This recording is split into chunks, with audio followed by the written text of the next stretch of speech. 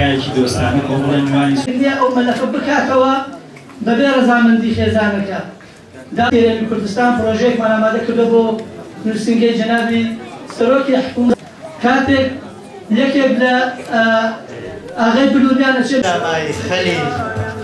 خێرا مای خەلیل یارەکەی جاران عیشوە و گریشمەی خاستان صبرتان هەبوو تەحملتان هەبوو تا مەڕاست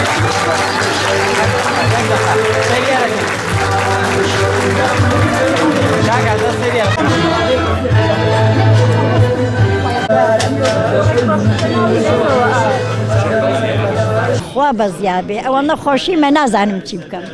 ئەوە نەخۆشیمە بەس داواکاریم ئەوەیە منیچ خۆم هیچم نییە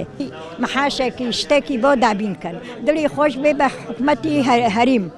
دڵی خۆش بێ بە عێراق ئەو مەلەفە بکاتەوە بەبێ ڕەزامەندی خێزانەکە. داوایان لێ کردی ئێمە لێرەوە وەفدێک لە پارێزگای هەڵەبجەوە ژمارەی مای خەلیل خێرا مای خەلیل یارەکەی جاران عیشوە و گریشمەی